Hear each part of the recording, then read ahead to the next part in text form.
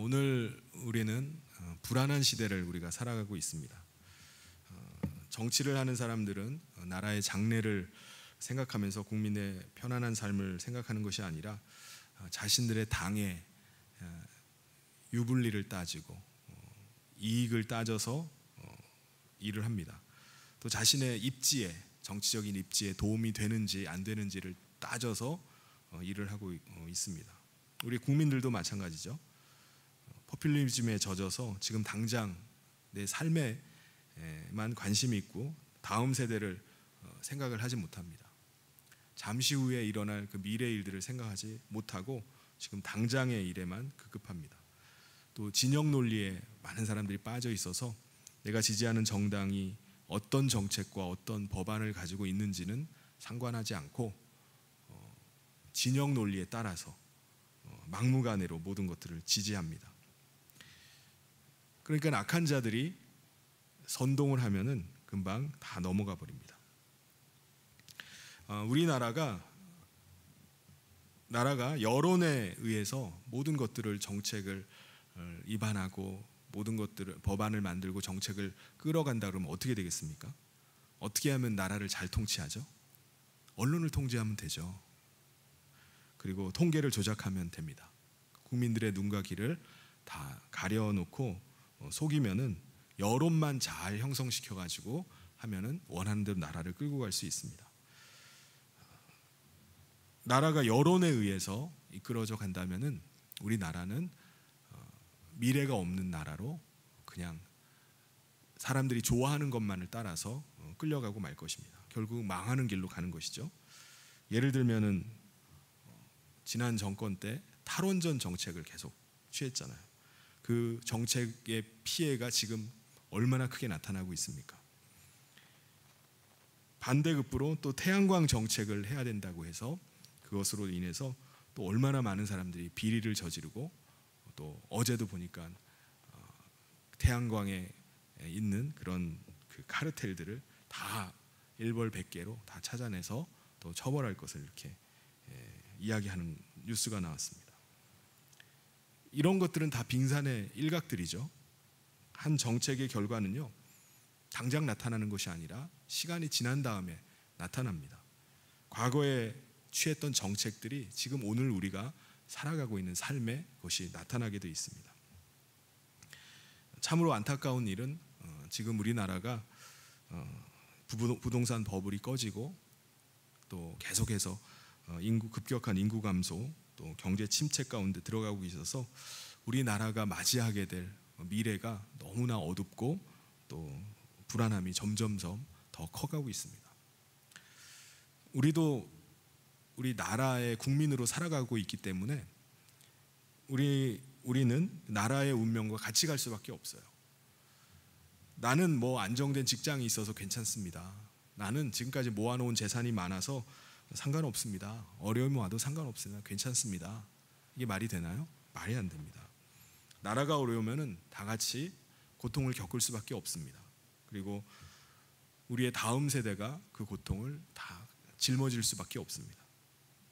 오늘 말씀에 보면은 이스라엘에서 그러한 일들이 일어난 것을 우리가 발견하게 됩니다. 1절 말씀에 보면은 에브라임이라고 나오는데 에브라임은 북이스라엘의 유력한 지파를 말해요. 그래서 북이스라엘이라고 말할 때 에브라임이라고 이렇게 표현하기도 합니다. 이사야 선지자는요, 북이스라엘의 운명을 이야기하면서 그들 가운데 교훈을 주고 있어요. 어떤 교훈이죠? 에브라임 너희는 술 취한 자들과 같다는 거예요. 북이스라엘의 타락한 백성들, 특별히 지도자들이 술 취한 자들과 같다. 술에 취해서 자기들이 원하는 대로 자기들의 뜻대로 나라를 통치하고 있다는 것입니다. 그리고 교만한 면류관이라고 말을 합니다. 교만한 면류관은 뭐죠? 교만한 면류관은 술에 빠진 자의 성, 영화로운 광같이 기름진 골짜기에 세운 성이라고 이렇게 묘사를 하는데 이것은 북이스라엘의 수도였던 사마리아를 가리킵니다. 그게 바로 교만한 면류관이라는 거예요. 사마리아가 왜 북이스라엘의 수도가 됐죠. 본래 그 북이스라엘의 그 오므리 왕이 이제 나라가 분열이 되면서 오므리 왕 때 세멜이라는 사람의 소유였던 그 산을 삽니다.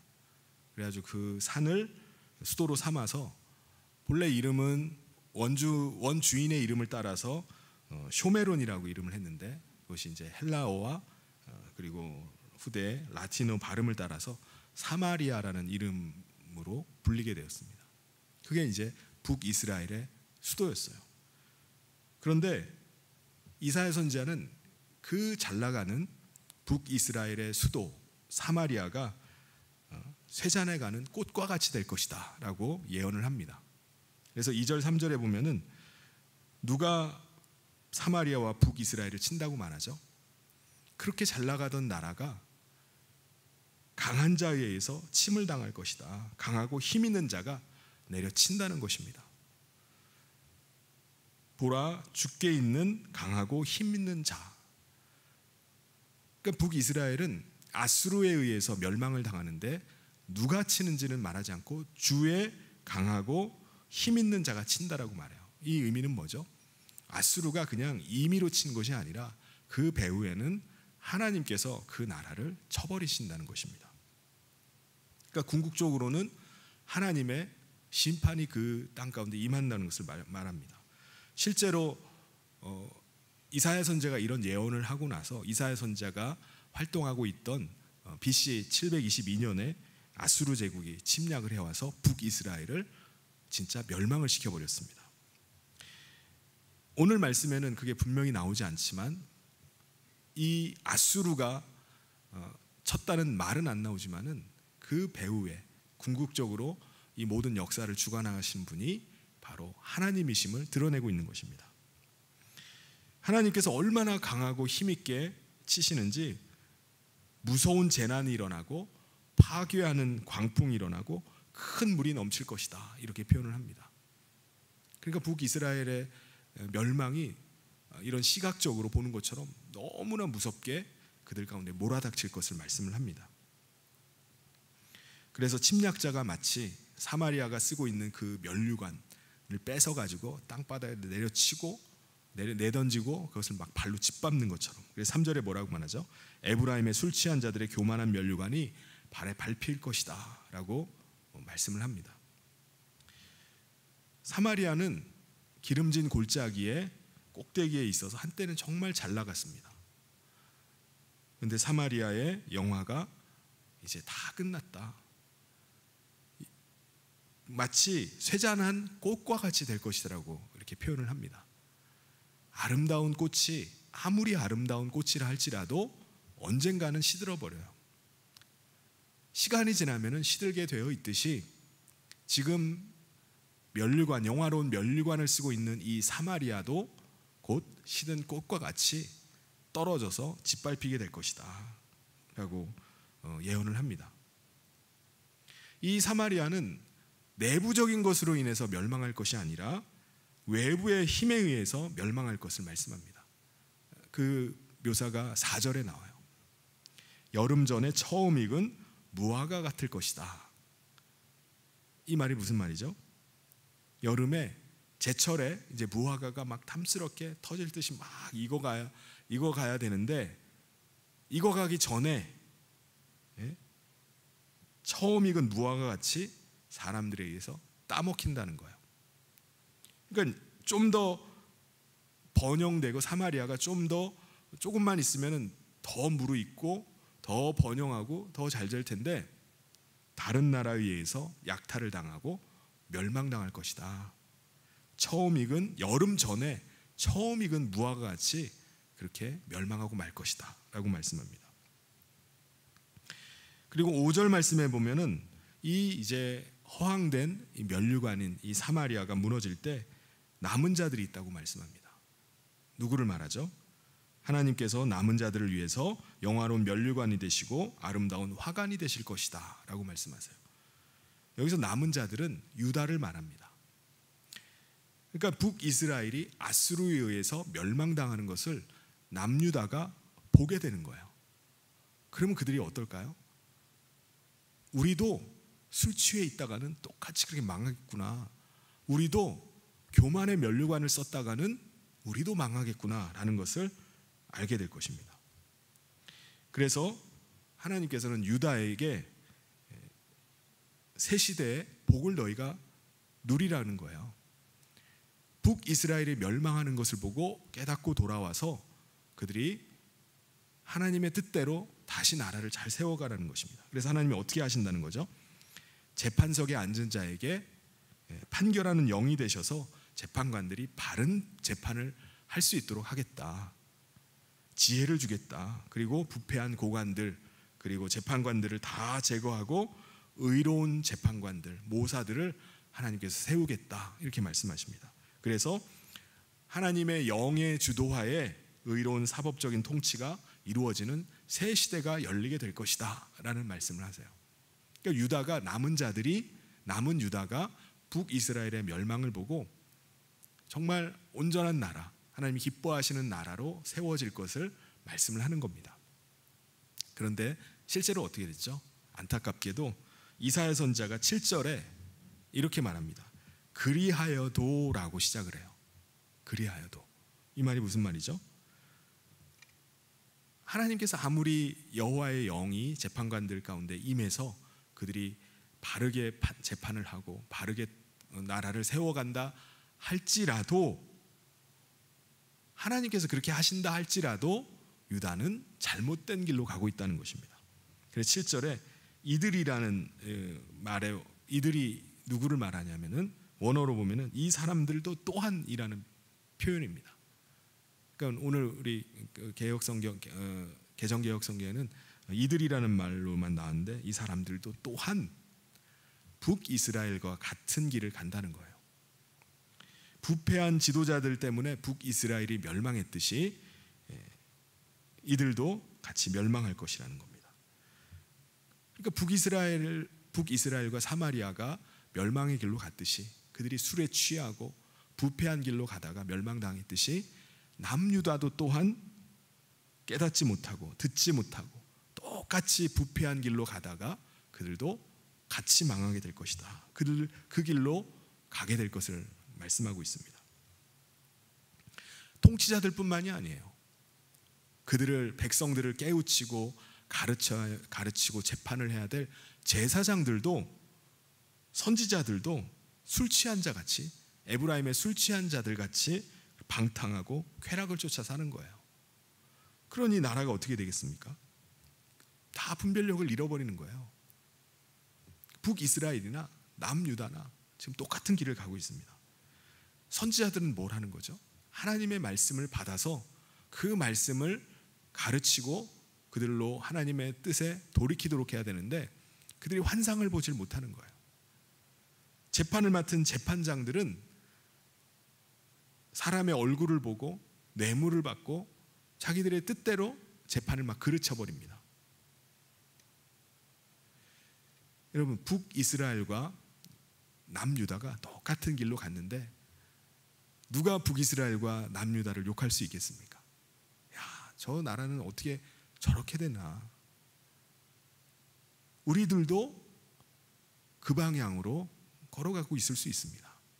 우리나라도 지금 북이스라엘과 남유다가 갔던 길을 똑같이 따라가고 있을 수 있어요.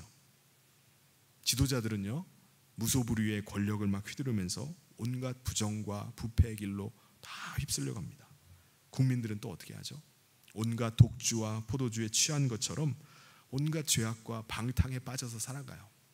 오늘 이 시대가 얼마나 음란한 시대인지 모릅니다. 소돔과 고모라는 비교할 수 없을 정도로 음란한 시대가 우리가 살고 있는 이 시대예요. 소돔과 고모라를 얘기하면 동성애를 얘기하는데 그것 이상의 시대를 우리가 살아가고 있습니다. 목회자들은 어떤가요? 목사들은 깨어서 하나님의 말씀을 온전히 선포하고 있나요? 하나님의 뜻을 분별하지 못하고 사람들의 귀에 즐거운 것, 사람들의 귀에 좋은 것만을 전하고 있지는 않습니까? 그러니까 우리 스스로를 북이스라엘과 유다만 손가락질하고 욕할 것이 아니라 우리 스스로를 볼 수 있어야 돼요. 지금 나는 부패한 당시의 백성들 같지는 않은가? 물질 만능주의 시대에 돈을 신으로 섬기고 그것만을 쫓아서 살고 있지는 않는가? 모든 판단의 기준이 돈에 있지는 않는가? 넘쳐나는 음란물의 그 바닷속을 헤매고 있지는 않는가? 서로 높아지려는, 더 큰 권력을 차지하려는 그 유혹에 빠져서 하나님을 저버리고 살아가고 있지는 않은가? 쾌락을 쫓아서 세상을 향해서 계속 가고 있지는 않은가? 그러니까 우리 스스로가 교만의 면류관을 쓰고서 거드름을 피우고 있는 것이 우리 자신일 수 있습니다. 스스로 높은 채 하고 있는 거예요. 하나님 앞에서, 나는 하나님 앞에서 높아져서 내가 하나님처럼 높아졌다라고 그렇게 착각하고 있는 것입니다. 지금 우리가 누리고 있는 이 풍요로움, 지금 우리가 누리는 사회적인 지위, 여기에 우리가 넘어가서 우리 스스로 교만한 면류관을 뒤집어 쓰고서 그 앞에서, 하나님 앞에서 우리가 교만을 떨고 있을 수 있습니다. 그래서 어쩌면 오늘 이 시대가 북이스라엘이나 남유다보다 더 방탕하고 더 타락한 시대일 수 있어요. 어쩌면 우리나라의 모습이 바로 북이스라엘, 남은 자 유다의 모습이 될 수 있습니다. 그러니까 북이스라엘 향해서 하나님께서 경고하고 계시는데, 남유다를 향해서 이사야 선지자가 경고하고 있는데 그들은 어떻죠? 눈 하나 깜짝 안 해요. 눈 하나 깜짝 안 합니다. 근데 오늘 우리도 하나님께서 우리를 향해서 경고하시는데도 불구하고 남리하게 듣는 것처럼, 북이스라엘이 그랬구나, 사마리아가 교만한 면류관을 뒤집어 쓰고 그렇게 하고 있었구나, 남유다도 마찬가지였구나, 그래서 결국은 망했구나 라고 남의 이야기하는 것처럼 듣고 있을 수 있습니다. 근데 사실은 누구를 향한 경고죠? 오늘 이 시대를 향한 하나님의 경고일 수 있어요. 오늘 이사야 말씀이 우리를 향한 하나님의 경고일 수 있습니다. 오히려 우리가 하나님의 경고를 비웃고 조롱하고 있을 수 있어요. 유다가 그러했어요. 북이스라엘에 대한 멸망을 선포하고 있으니까 남유다가 그러고 있는 거예요. 남의 이야기 듣는 것처럼 그렇게 듣고 있었습니다. 이사야 선지자가 지금 그들을 향해서 너희는 북이스라엘과 같이 되면 안 된다. 술 취해 있지 말고 교만의 면류관을 벗어 던져라. 근데 그들은 그것을 거부하고 조롱하는 거예요. 그들이 뭐라고 하죠? 아니, 우리들한테 마치 젖을 막된 어린아이한테 훈계하듯이 우리한테 어떻게 너는 훈계하느냐? 이사야 선지자에게 따져요. 우리가 무슨 어린아이냐? 그래서 10절에서 뭐라고 말씀하죠? 10절 말씀에 보면은 재미있는 표현이 나옵니다. 대저 경계에 경계를 더하며 경계에 경계를 더하며 교훈에 교훈을 더하며 교훈에 교훈을 더하되 여기서도 조금 저기서도 조금 하는구나. 이 다른 번역본들에 보면은 이래라 저래라 이래라 저래라 하고 많이 되니 되니 많이 되니 많이 여기서도 조금 저기서도 조금 하는구나. 그러니까 마치 어린아이를 훈계하듯이 막 엄마가 잔소리하는 것처럼 그렇게 이사야 선지자가 우리들한테 얘기한다는 거예요. 고만 좀 해. 진짜 귀가 아파. 뭔 잔소리를 그렇게 하는 거야. 우리가 어린아이야? 유다가 지금 그러고 있는 거예요. 선지자의 교훈을 거부하고 오히려 무시하고 조롱하는 그들을 향해서 하나님이 뭐라고 말씀하시죠? 11절에 그러므로 더듬는 입술과 다른 방언으로 그가 이 백성에게 말씀하시리라. 더듬는 입술과 다른 방언으로 말씀하는 것은 이방인들을 통해서 하나님이 말씀하겠다는 거예요. 너희가 하나님이 말씀하는데 너희가 거부하고 듣지 않으면은 그래 한번 들어봐라. 진짜 알지 못하는 다른 방언으로 이방인들이 너희에게 명령하듯이 너에게 명령하는 듣게 될 것이다 라는 것입니다. 실제로 바벨론의 포로로 끌려갔을 때는 다른 언어로 말하는 그들이 말하는 것을 듣게 되죠. 하나님께서는요, 선지자를 통해서 그들을 향해서 아주 부드럽게 말씀하셨어요. 그러니까 하나님께서는 백성들에게 안식을 주시면서 너희가 안식을 누리는 것처럼 곤비한 자들, 종들에게, 약자들에게 그렇게 돌보고 그들에게 안식을 주고 선대해라. 하나님께서 너희에게 은혜 베푸셨듯이 너희도 다른 사람에게 은혜 베풀라 라고 하는데, 그들은 오히려 그 교훈을 멸시하는 거예요. 거부하는 것입니다. 조롱해요. 그러니까 우리 자기 스스로 교만에 빠지고 자기 스스로 착각에 빠져서 더 이상 우리를 어린아이 취급하지 말아라. 우리는 우리가 판단하고 우리가 알아서 한다 라고 말하는 겁니다. 그래서 하나님께서는 그들을 아주 혹독하게 대하시겠다. 남유다 너희도 내가 혹독하게 대하겠다. 그러면서 하나님께서 또 재미있는 표현을 하십니다. 그들이 했던 말, 그들이 아까 10절에서 했던 말 그대로 하나님께서 그대로 해주겠다라고 말씀하십니다. 그래서 33절에 보면은 경계에 경계를 더하며 경계에 경계를 더하며 교훈에 교훈을 더하며 교훈에 교훈을 더하고 여기서도 조금 저기서도 조금 하사 그들이 가다가 뒤로 넘어져서 부러지며 걸리며 붙잡히게 하시리라. 하나님께서 그대로 그들을 가운데 행하시겠다는 겁니다. 그래서 이사야 선지자는 그들에게 말합니다. 너희가 하나님 말씀 더 이상 조롱하지 말아라. 하나님이 지금 너희를 향해서 경고하고 있는 이 경고의 메시지를 무시하지 말아라. 너희는 하나님의 말씀을 지금 들어야 된다는 것입니다. 하나님의 교훈을 무시하고 자신의 지혜를 의지한 결과가 뭐죠?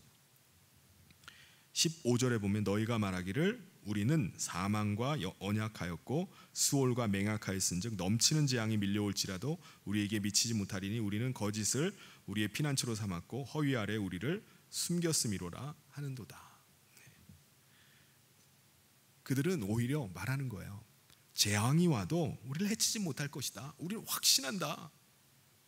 그 이유가 뭐죠? 우리는 사망과 언약했고 수월과 맹약했기 때문이다. 우리는 거짓을 피난처로 삼고 허위 아래 우리를 숨겼기 때문이다 라고 말하는 거예요. 이게 무슨 말이죠? 선지자를 조롱하고 있는 거예요.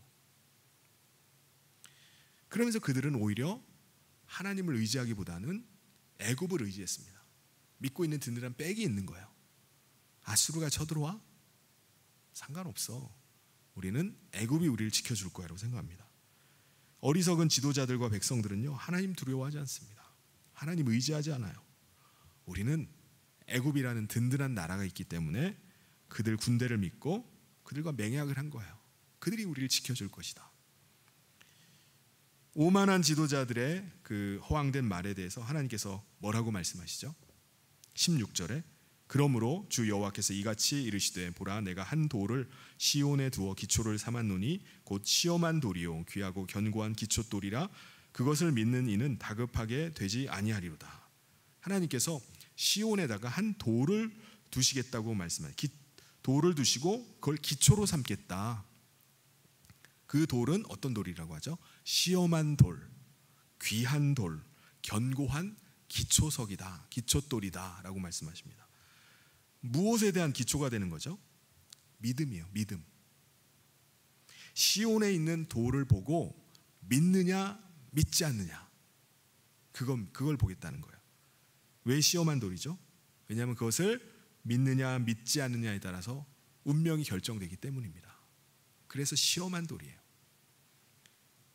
이 시온의 기초돌을 믿는 사람은 다급할 것이 없다고 말합니다. 이 시온의 돌을 믿고 있는 사람은 두려울 것이 없어요. 급한 게 없습니다. 평안해요.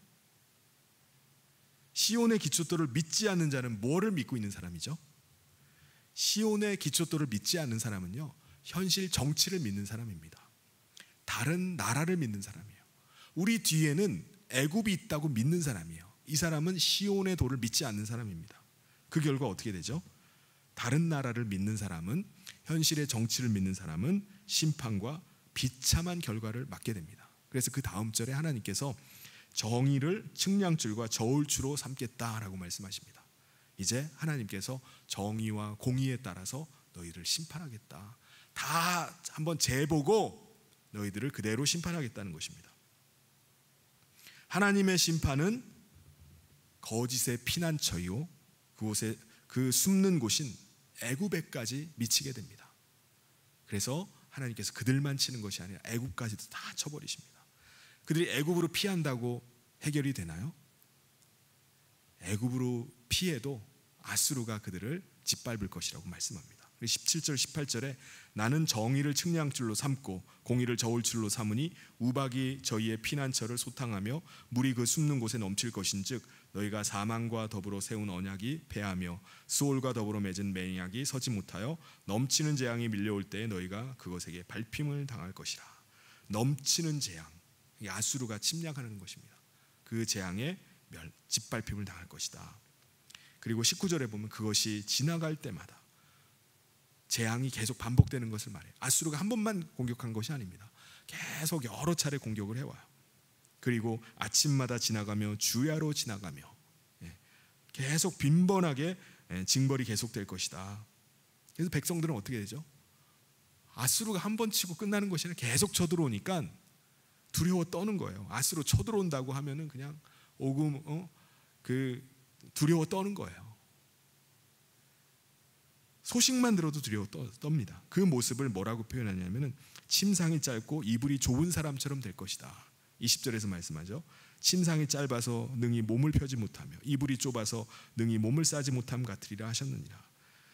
그들이 의지했던 것이 전혀 도움이 안 되는 거예요. 그러니까 평안히 쉴 수 있습니까? 마치 침대가 작아가지고 이불이 작아서 그냥 웅크리고 있는 사람처럼, 그리고 오금을 펴지 못하고 산다는 거예요. 그들이 의지하고 맹약한 나라에게 짓밟힘을 당하는 것은 아수르가 너무 세기 때문에, 그 군사력 때문만은 아닙니다. 바로 하나님이 그들을 심판하신 거예요. 21절에 하나님께서 브라심 산에서 같이 일어나신다. 브라심은 어디죠? 왕국을 통일했던 그 다윗 왕이 이 브라심에서 블레셋과 전투를 벌여서 크게 이긴 곳입니다. 그리고 기브온 골짜기와 같이 진노하신다. 기브온 골짜기는 이제 여호수아가 아말렉 족속과 싸워서 거기서 해와 달이 멈추어 섰던 곳입니다. 이사야 선지자는 지금 뭘 말하냐면은 브라심과 기브온 같이 하나님의 놀라운 능력을 경험했던 것처럼 하나님의 놀라운 심판을 너희들이 보게 될 것이다. 하나님이 그 큰 능력으로 너희들을 칠 것이다 라고 말씀하시는 겁니다. 그래서 이사야 선지자가 내리는 결론, 마지막 절 22절에 나옵니다. 그러므로 너희는 오만한 자가 되지 말라. 오만한 자가 되어서는 안 된다는 거예요. 하나님의 교훈을 조롱하고 하나님의 교훈을 무시하는 자가 되지 말아라. 만약에 너희가 그러면은 더 단단하게 결박당해서 온 땅이 심판받을 때 너희가 함께 멸망당하고 말 것이다 선포합니다. 여러분, 오늘 우리가 하나님 앞에서 얼마나 오만해졌는지 모릅니다. 오늘날 많은 사람들이 믿지 않는 사람들뿐만 아니라 오늘 믿는 우리들까지도 하나님 의지하고 하나님 뜻을 따르는 것을 어리석게 생각하는 거예요. 더 신뢰할 만한 거, 더 믿을 만한 것이 있는데 어떻게 하나님만 붙잡고 살아가냐는 것입니다. 조롱해요. 하나님께서는 분명히 시온에 한 돌을 두시겠다고 하셨어요. 이 돌이 뭐죠? 시험하는 돌입니다. 시험하는 돌. 어떤 상황에도, 어떤 위험이 닥쳐도 하나님께서는 그 시온에 둔 돌을 믿으라는 거예요. 현실의 정치와 다른 나라가 우리를 구원할 것이 아니라 하나님께서 우리를 구원하심을 믿으라는 거예요.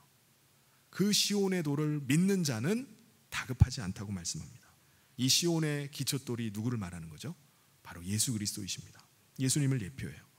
하나님께서 시온에 두신 귀하고 견고한 돌이신 예수님을 끝까지 믿고 의지하면 됩니다.